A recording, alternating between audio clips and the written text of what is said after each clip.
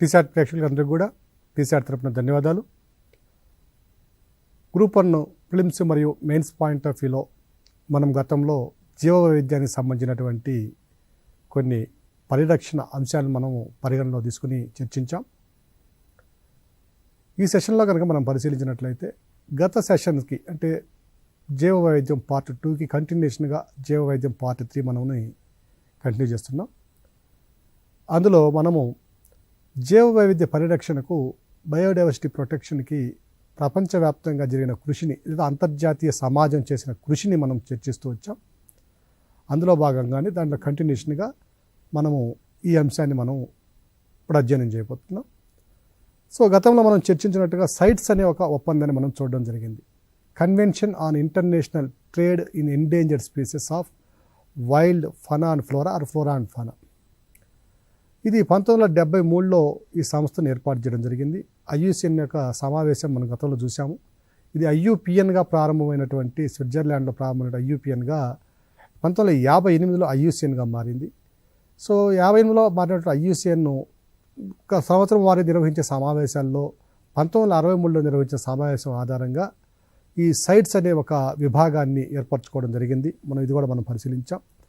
వీటితో పాటుగా దీని యొక్క ప్రధాన లక్ష్యం కనుక మనం చూసినట్లయితే ఎక్కడైతే ఈ మన సైట్స్ యొక్క లక్ష్యం ఏదైతే చూస్తామో దాని యొక్క ప్రధాన లక్ష్యం ఏమిటంటే ప్రపంచవ్యాప్తంగా ఉన్నటువంటి వన్య జాతులు కావచ్చు, మృగాలు కావచ్చు, వాటి యొక్క అక్రమ ఎగుమతి దిగుమతుల్ని అంతర్జాతీయంగా కట్టడి చేయడమే దీని యొక్క ప్రధాన లక్ష్యం మనం గమనించాలి.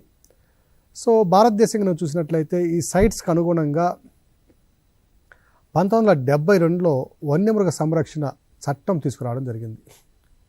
తీసుకుని వచ్చి 1976 నుంచి కూడా దీని యొక్క చట్టాన్ని పూర్తి స్థాయిలో మనం ఇంప్లిమెంట్ చేయడం గమనిస్తున్నాం. అలాగే 1979లో బాన్ నగరంలో, జర్మనీలోని బాన్ నగరంలో జరిగేటువంటి ఒక సదస్సుని కనుక మనం పరిశీలిస్తే ఇది బాన్ కన్వెన్షన్ అంటాం దీన్నే.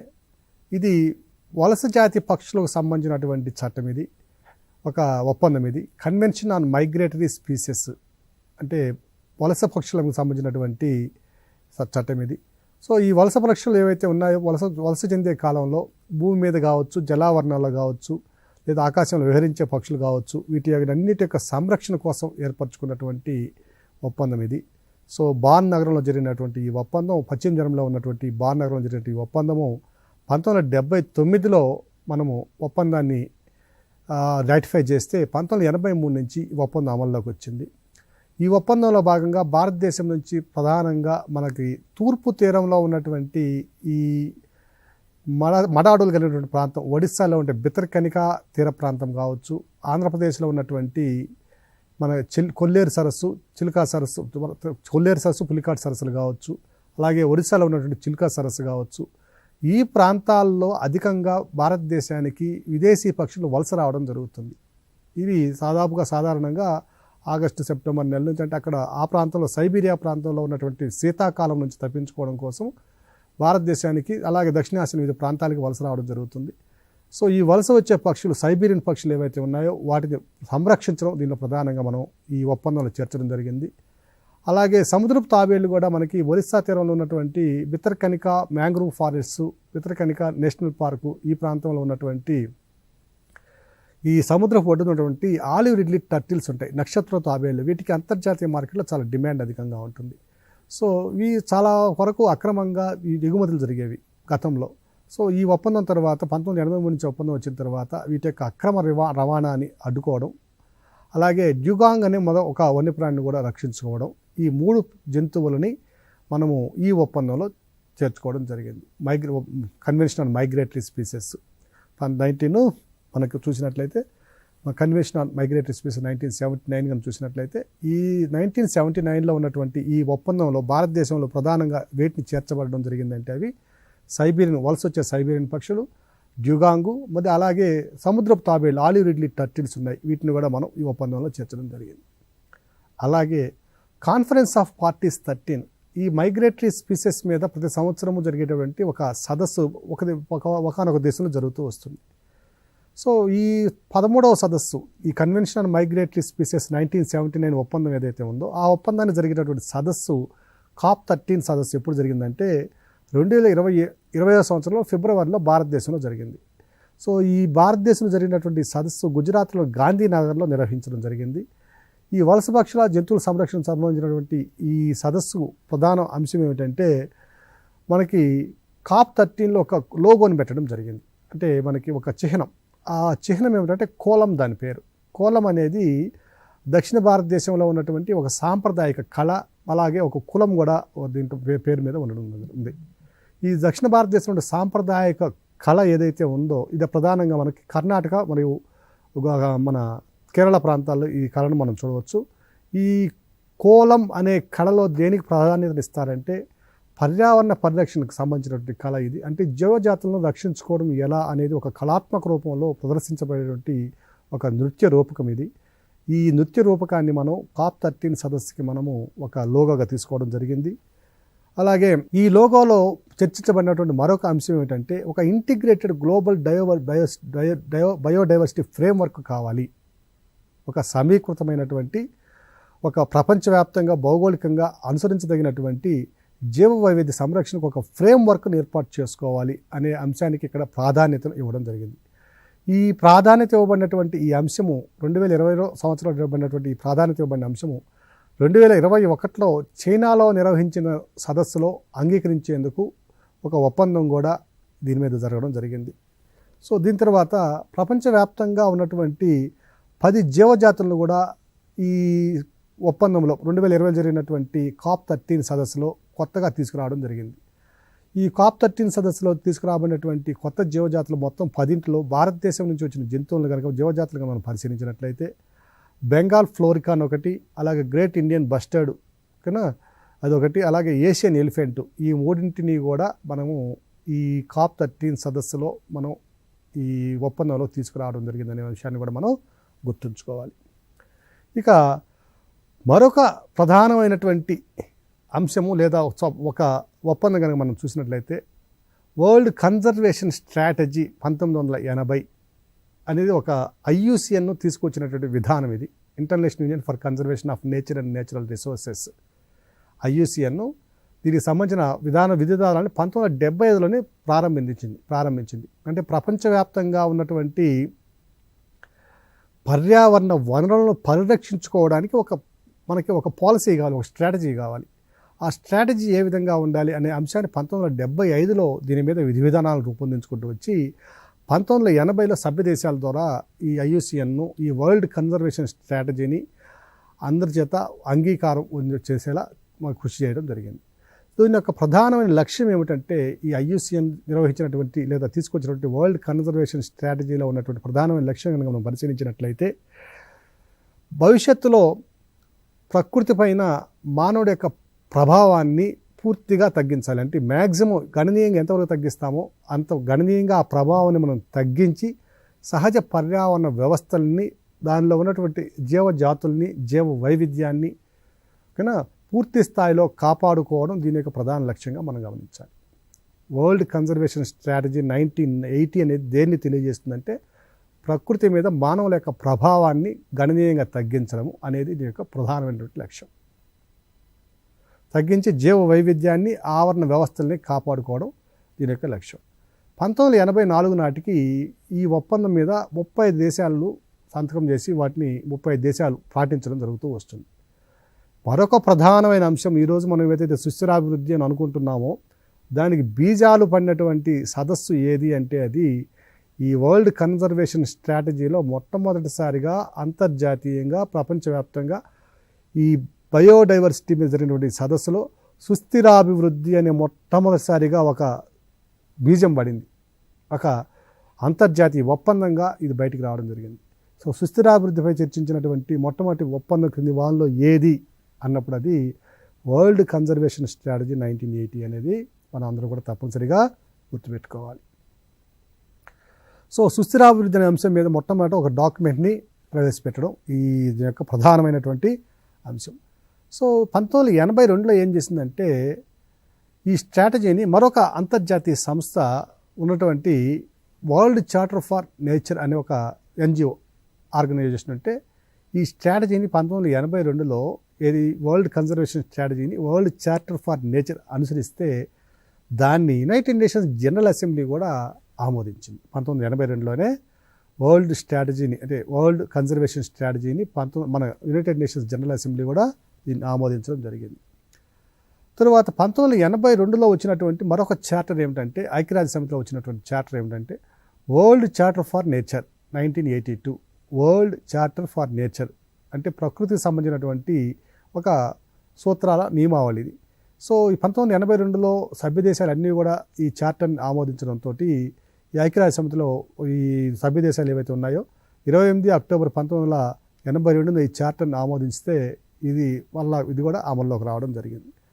ఈ చార్టర్ యొక్క ప్రధాన లక్ష్యం మనం కనుక పరిశీలించినట్లయితే 1982లో యునైటెడ్ నేషన్స్ అనేది ఆమోదించినటువంటి చార్టర్ యొక్క ప్రధాన లక్ష్యం ఏముంది మనం పరిశీలించినట్లయితే, దీంట్లో ఒక ప్రిన్సిపల్స్ ఆఫ్ కన్జర్వేషన్ అంటే ప్రకృతి సంరక్షణకు ఎటువంటి నియమాలు ఉన్నాయి, by which all human conduct affecting nature is to be guided and judged.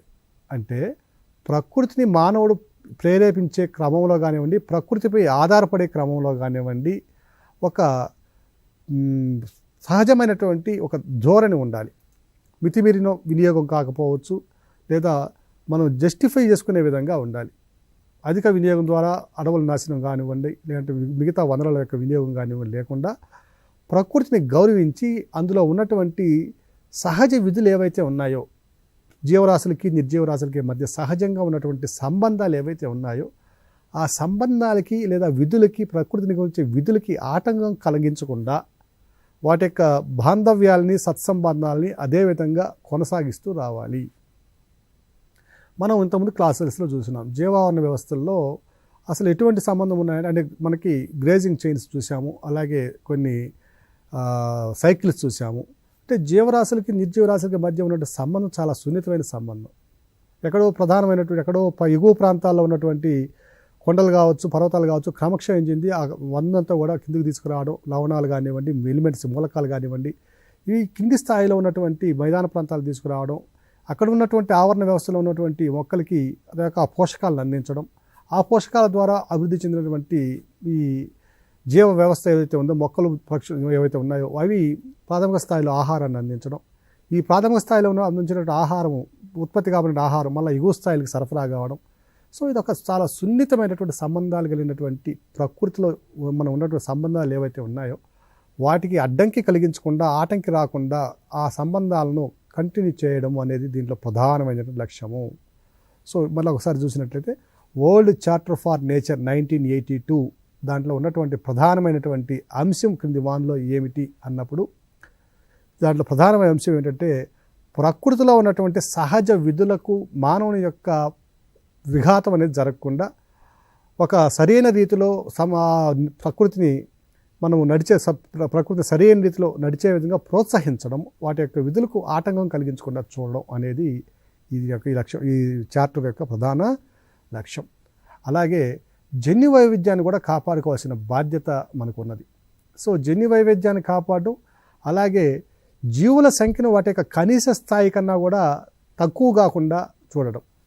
కనీస స్థాయి కన్నా తక్కువ అయినట్లయితే మళ్ళా భవిష్యత్తులో అవి అంతరించిపోయే ప్రమాదం ఉంది. కాబట్టి జీవుల సంఖ్యను, ఏ జీవిని తీసుకున్నా వాటి యొక్క సంఖ్యను కనీస స్థాయికి, రీప్రొడక్టివిటీ ద్వారా మరలా ఆ జీవజాతి నిరంతరం సుస్థిరంగా తన ప్రయాణాన్ని భవిష్యత్తులో కూడా కొనసాగించే విధంగా ఉండే విధంగా జీవుల స్థాయిని కనీసం తగ్గకుండా చూడడం. అలాగే వాటి యొక్క సహజ ఆవాసాలు ఏవైతే ఉన్నాయో ఆ సహజ ఆవాసాల సంరక్షణకి ఎటువంటి భంగం లేకుండా, ఎటువంటి ఇబ్బంది లేకుండా కలగకుండా చూడడం. అలాగే ప్రకృతిలో ఉన్నటువంటి జీవుల మధ్య సుస్థిరతకి అవసరమైనటువంటి అవకాశాలను కల్పించడం, అలాగే జన్యు వైవిధ్యాన్ని కాపాడడం, ఇవన్నీ కూడా ఈ చార్టర్లో ఉన్నటువంటి ప్రధానమైనటువంటి అంశాలు. అలాగే కొన్ని సందర్భాల్లో కొన్ని జీవులు అంతరించిపోయే స్థితికి లేదా భవిష్యత్తులో కూడా చాలా ప్రమాదకరమైన స్థితికి చేరే అవకాశం ఉన్నటువంటి పరిస్థితి మనం చూడవచ్చు. అటువంటి జీవులకు వాటి యొక్క ప్రత్యేకమైన ఆవాసాలు ఏవైతే ఉన్నాయో, కొన్ని జీవులు కొన్ని ప్రత్యేక పరిస్థితుల్లో మాత్రమే నివసిస్తాయి. ఉదాహరణకి స్నో లియోపార్డ్స్ ఉన్నాయి. ఈ స్నో లియోపార్డ్స్ కనుక మనం చూసినట్లయితే ఇవి స్నో లైన్, హిమాలయాల్లో ఉన్న స్నో లైన్లో అరుణాచల్ ప్రదేశ్, సిక్కిము, వెనక్కి వస్తే ఉత్తరాఖండ్, జమ్మూ కాశ్మీర్. సో ఈ ప్రదేశాల్లో మాత్రమే మనం ఈ స్నో లియోపార్డ్స్ని, కొన్ని ప్రత్యేకమైన జీవుల్ని మనం చూడగలం. సో ఈ ప్రత్యేకమైనటువంటి ఆవాసాలు కలిగినటువంటి ప్రాంతాలు ఏవైతే ఉన్నాయో ఆ ప్రత్యేక ఆవాసాలకి మరింత ప్రాధాన్యతనిచ్చి వాటి యొక్క సంరక్షణకు సరైన చర్యలు తీసుకోవడం అనేది కూడా దీనిలో ప్రధానమైనటువంటి ఒక అంశం. అలాగే యుద్ధాలు రావచ్చు, లేదా యుద్ధాల వల్ల సంభవించేటువంటి అనేక రకాలైనటువంటి ప్రమాదాలు కావచ్చు, అలాగే మానవ ప్రేరిత చర్యల వల్ల యుద్ధం లాంటి పరిస్థితులు ఏర్పడే పరిస్థితులు రావచ్చు. సో ఇలాంటి ప్రమాదకరమైన సంఘటనలు లేదా చర్యలు కనుక జరిగినట్లయితే ఆ వల్ల ప్రకృతి ఏదైతే ఉందో, సహజ ఆవరణ వ్యవస్థలు ఏవైతే ఉన్నాయో ఆ యుద్ధ ప్రభావాలు లోను కాకుండా, ఆ ప్రాంతాల్లో ఉన్నటువంటి జీవ వైవిధ్యం దెబ్బతినకుండా, ఆ ప్రాంతాల్లో ఉన్నటువంటి ఆవాసాల్లో ఉన్నటువంటి వ్యవస్థలో ఉన్న సత్సంబంధాలు విఘాతం కలగకుండా ఉండే విధంగా చూడడం కూడా ఈ చార్టర్ యొక్క మరొక ప్రధాన లక్ష్యం. తద్వారా జీవ వైవిధ్యతకి భద్రత కల్పించడం అనేది కూడా ఈ చార్టర్ యొక్క మరొక లక్ష్యం. దీని తర్వాత చూసినట్లయితే 1982లోనే స్టాక్ హోమ్ కాన్ఫరెన్స్కి అనుగుణంగా ఒక డిక్లరేషన్ జరిగింది.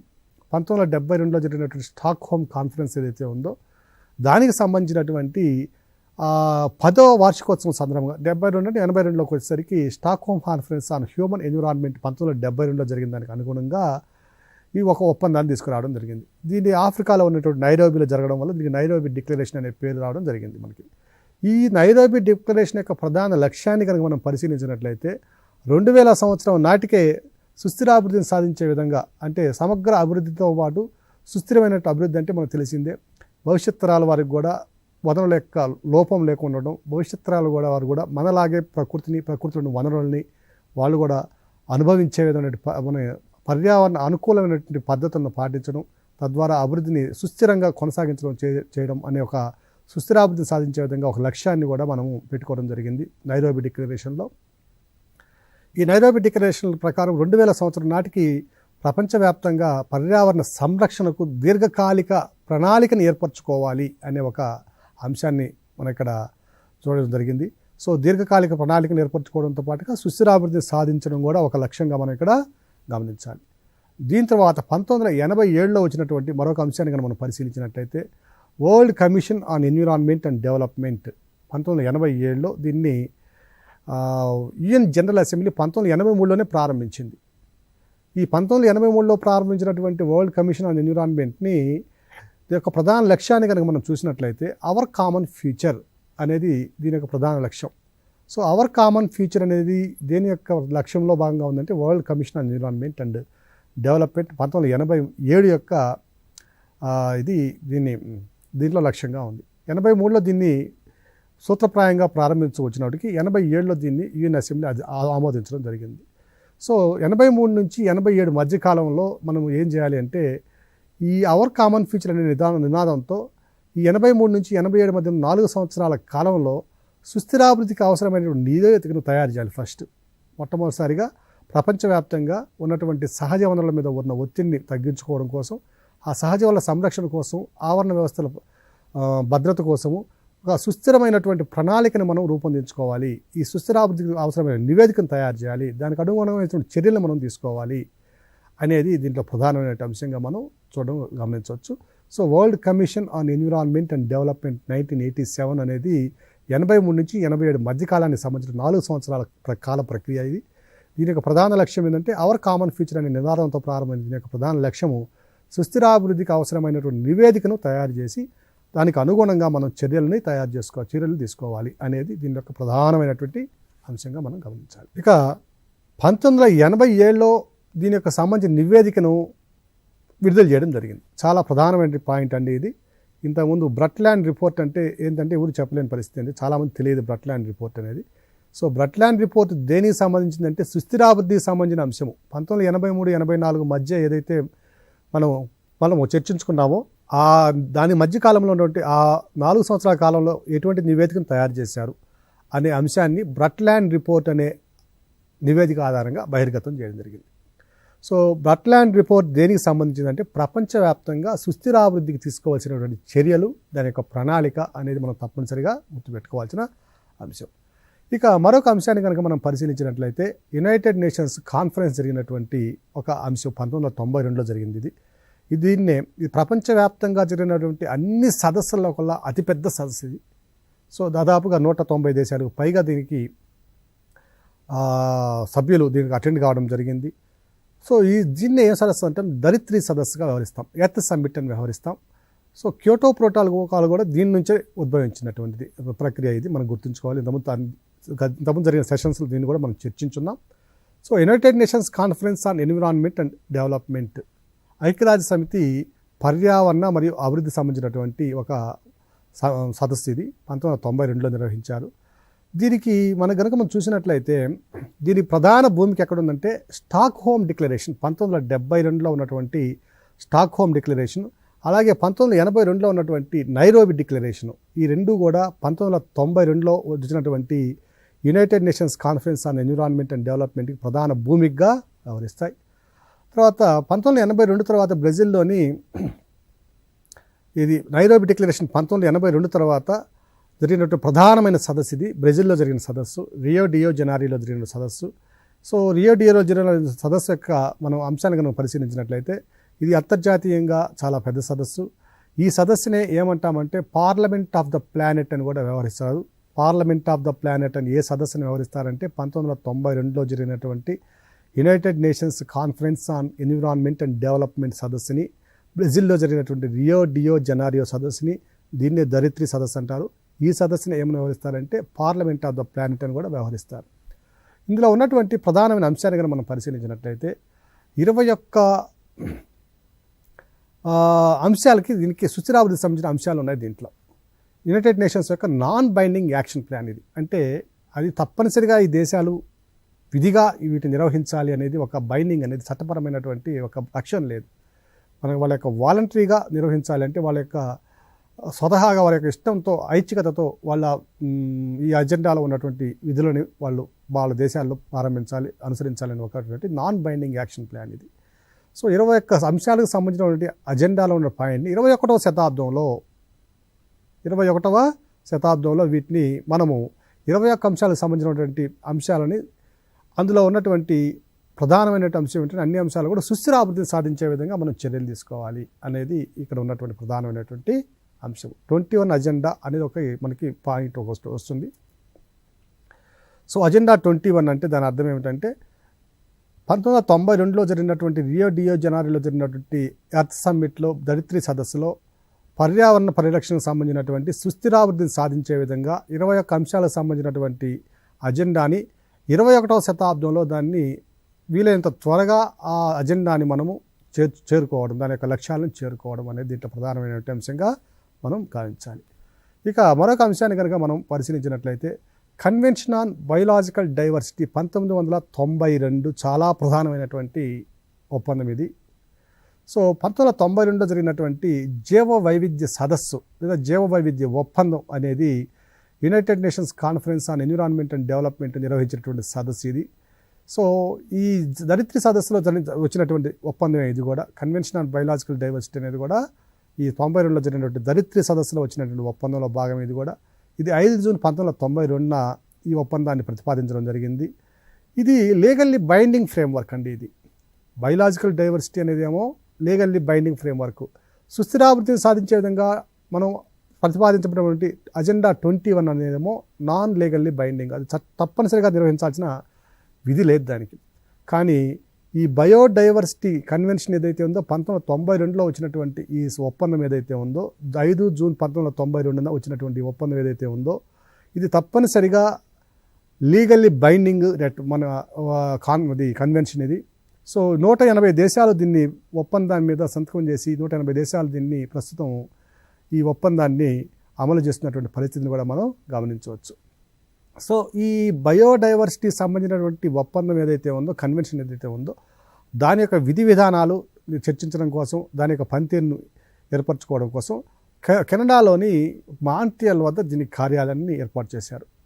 సో ఈ కెనడాలో ఉన్నటువంటి మాంట్రియల్ వద్ద ఉన్నటువంటి కార్యాలయం ఏదైతే ఉందో యునైటెడ్ నేషన్స్ ఎన్విరాన్మెంట్ ప్రోగ్రాము ఈ కార్యాలయాన్ని తన అజమాయిషిలో విధులు నిర్వహించే విధంగా ఉంటుంది.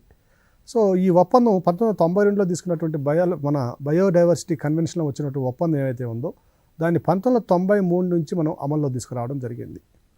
సో ఈ ఒప్పందంలో ఉన్నటువంటి ప్రధానమైన అంశాలను కనుక మనం పరిశీలించినట్లయితే అంటే జీవ వైవిధ్యాన్ని కాపాడుకోవడానికి తీసుకొచ్చినటువంటి ఈ బయోడైవర్సిటీ కన్వెన్షన్ 1992 ఏదైతే ఉందో ఆ ఒప్పందంలో ఉన్న ప్రధాన అంశాలను కనుక మనం పరిశీలించినట్లయితే దీంట్లో కొత్తగా చేర్చిన అంశము ఒకటి ఉందండి. అది ఇంటలెక్చువల్ ప్రాపర్టీ రైట్స్. ఏదైనా ఒక వస్తువుని కనుక మనం ఇన్వెంట్ చేస్తే అంటే ఆ హక్కులను కూడా కాపాడే విధంగా తీసుకురాబడినటువంటి అంశం ఇంటలెక్చువల్ ప్రాపర్టీ రైట్స్. దీనికి మన వరల్డ్ బ్యాంక్ మనకి general agreement on trade and tariff కానీ దానికి ఉన్నటువంటి లింక్ కూడా ఉన్నది. ఇక్కడ గతంలో మనము ఈ సెషన్లో జరిగినటువంటి ఒక చర్చలో ఈ వరల్డ్ బ్యాంకు తర్వాత general agreement on trade and tariff కానీ దానిలో ఉన్నటువంటి అంశమే ఈ పేటెంట్ రైట్స్ కూడా రక్షణ కల్పించాలనేది అక్కడ ఉద్భవించిన అంశమే. దీన్ని ఇప్పుడు ఇక్కడ మన ఈ 92లో జరిగినటువంటి సదస్సులో మన క్యోటో సదస్సు లేదా ధరిత్రి సదస్సులో దీన్ని పెట్టుకోవడం జరిగింది. సో అందులో ఆ అంశాన్ని దేంట్లో పెట్టారంటే ఇప్పుడు మనం గమనిస్తున్నటువంటి మన కన్వెన్షన్ ఆన్ బయోలాజికల్ డైవర్సిటీ 1992 అనే అంశంలో దీన్ని ఇంక్లూడ్ చేయడం జరిగింది. సో దీంట్లో ఉన్నటువంటి ప్రధాన అంశం ఏంటంటే అంతకుముందు ఉన్నటువంటి వాటిలో కూడా కొంత విభిన్నమైన అంశం ఏంటంటే ఇంటలెక్చువల్ ప్రాపర్టీ రైట్స్ని ఇందులో చేర్చడం జరిగింది. అలాగే వీటితో పాటుగా సహజంగానే అన్ని ఒప్పందాల్లో ఉన్నట్టుగానే పర్యావరణంలో ఉన్నటువంటి వివిధ ఆవాసాల పరిరక్షణ, అలాగే ఆ ఆవాసాలలో ఉన్నటువంటి స్థానిక తెగల ప్రజలైతే ఎవరు ఉన్నారో ఆ స్థానిక తెగల ప్రజల యొక్క హక్కులకి భంగం వాటిల్లకుండా వారి యొక్క జీవనోపాధికి భద్రత కల్పించే విధంగా కొన్ని హక్కులను కూడా కల్పించాలి. అటు పర్యావరణం పరిరక్షిస్తూనే ఆ ప్రాంతాల్లో ఉన్నటువంటి స్థానిక తెగల యొక్క హక్కులను కూడా మనం కొంతమేర పరిరక్షించాలి అనే ఉద్దేశంతో తీసుకురాబడినటువంటి అంశం ఇది. స్థానిక ప్రజల హక్కులను కూడా కాపాడాలని చేర్చడం జరిగింది. అలాగే వీటితో పాటుగా బయోసేఫ్టీ అంటే జీవ వైవిధ్యాన్ని పరీక్షించడంలో ఎటువంటి మనం సేఫ్టీ మెజర్స్ తీసుకోవడానికి అవకాశం ఉందో వీటన్నిటిని కూడా ఈ ఒప్పందంలో ప్రధానమైన అంశాలుగా మనకి చేర్చడం జరిగింది. మరొక అంశాన్ని తీసుకున్నట్లయితే కార్టజిన్నా ప్రోటోకాల్, దీన్నే బయోసేఫ్టీ టు సిబిడి అంటాం. కన్వెన్షన్ ఆన్ బయోలాజికల్ డైవర్సిటీ జీవ వైవిధ్య ఒప్పందానికి సంబంధించినటువంటి ప్రోటోకాల్ ఇది కార్టజిన్నా ప్రోటోకాల్ అనేది. ఇది 1992లో జరిగిన జీవ వైవిధ్యం సంబంధించినటువంటి జీవ పరిరక్షణ ప్రోటోకాల్. దీని యొక్క ప్రధాన లక్ష్యం ఏమిటంటే ఈ జీవ వైవిధ్యాన్ని చాలా సున్నితంగా మనం వాటిని హ్యాండిల్ చేయాలి. వాటిని ట్రాన్స్పోర్ట్ చేసేటప్పుడు కానివ్వండి, లేదా వాటి యొక్క ఆర్గానిజమ్స్ను లేదా మాడిఫైడ్ ఆర్గానిజమ్స్ ఆధునీకరించబడినటువంటి జన్యు జాతులు కానివ్వండి, వీటన్నిటి మీద చాలా కంట్రోల్ ఉండాలి అనేది దీని యొక్క ప్రధాన యొక్క అంశం. అంటే ఇప్పుడు మనం బయోటెక్నాలజీ ద్వారా అనేక రకాల జన్యు మార్పిడి జీవుల్ని మనం సృష్టిస్తూ ఉన్నాం.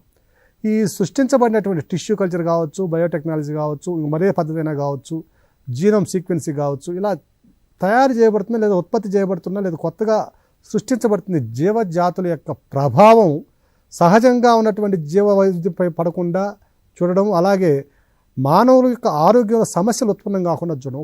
ఫర్ ఎగ్జాంపుల్ బీటీ కాటన్ అన్నాం. బీటీ కాటన్ ద్వారా అనేక సమస్యలు మనం ఎదుర్కొంటున్నాం. అలాగే బీటీ బ్రింజాల్ అంటున్నాం, వంకాయ అంటున్నాము. సో ఇవన్నీ కూడా ప్రధానంగా ఈ జీవజాతులు మీద ప్రభావం లేకుండా మనము జన్యు మార్పిడి ద్వారా చేసేటువంటి ఉత్పత్తి కావచ్చు లేదా కొత్త సృష్టి కావచ్చు, ఇవన్నీ కూడా ఈ ప్రధానంగా ఈ మానవ మనుగడ మీద కానివ్వండి, ఉన్న ఆవాసాల మీద కానివ్వండి, జీవ వైవిధ్యం మీద కానివ్వండి, వీటి యొక్క ప్రభావం లేకుండా చూడవలసిన బాధ్యత ఉన్నది అనేది తెలియజేస్తుంది. అలాగే నగోయా ప్రోటోకాల్ అనేది ఇది కూడా 1992 సంబంధించిన జీవ వైద్యం సంబంధించిన ప్రోటోకాల్. ఇది కూడా దీని లక్ష్యం ఏంటంటే జన్యు వనరులను మనం పారదర్శకంగా మనం ప్రపంచవ్యాప్తంగా అందరూ కూడా సమంగా ఉపయోగించుకోవాలి. వాటి యొక్క వినియోగంలో ఎటువంటి తారతమ్యాలు లేకుండా ఆ జన్యు వనరుల ద్వారా లభించే మనకి ఫలితాలు ఏవైతే ఉన్నాయో, ప్రతిఫలాలు ఏవైతే ఉన్నాయో అవన్నీ కూడా అందరికీ సమానంగా అందే విధంగా చూడడం నగోయా ప్రోటోకాల్ యొక్క ప్రధాన లక్ష్యము. సో ఈ ప్రోటోకాల్ వచ్చి 12 అక్టోబర్ 2014 నుంచి అమల్లోకి వచ్చినటువంటి ప్రక్రియ ఇది. సో దీని యొక్క ప్రధాన ఉద్దేశం ఏమిటి? Access to genetic resources and fair and equitable sharing of the genetic resources arising from their utilisation అనేది దీని యొక్క ప్రధాన లక్ష్యం. సో ఇవన్నీ కూడా ప్రధానంగా మనం జీవ వైవిధ్య పరిరక్షణకు ప్రపంచవ్యాప్తంగా తీసుకున్నటువంటి అంతర్జాతీయ సమాజం తీసుకున్నటువంటి చర్యలు. వీటన్నిటిని కూడా ఆయా సందర్భాలకు అనుగుణంగా విద్యార్థులందరూ కూడా, అభ్యర్థులందరూ కూడా వాటి యొక్క సారాంశాన్ని గ్రహించి మెయిన్స్ పాయింట్ ఆఫ్ వ్యూలో కూడా దీని మీద ఒక ప్రశ్న తయారు చేసుకుని ఆన్సర్ని కూడా ఒక 250 పదాల్లో మీరు తయారు చేసుకోవాల్సిన అవసరం ఉంది. అలాగే ఏ ప్రోటోకాల్ దేనికి సంబంధించినది కూడా మన ఫిలిమ్స్ పాయింట్ ఆఫ్ వ్యూలో చాలా ప్రాధాన్యత కలిగిన అంశము. ఎందువల్లంటే ఇప్పుడు వస్తున్నటువంటి ఎగ్జామ్స్ కూడా పాత తరం ఎగ్జామ్స్కి ఇప్పుడు వస్తున్న ఎగ్జామ్స్కి చాలా వైవిధ్యం ఉంది. ఎక్కడ చాలా డీప్గా కూడా వెళ్ళేటటువంటి పరిస్థితి ఉంది. కాబట్టి అభ్యర్థులు అందరూ కూడా ఇవన్నీ కూడా తప్పనిసరిగా గుర్తుంచుకోవాల్సిన అంశం ఉందండి. సో ధన్యవాదాలు.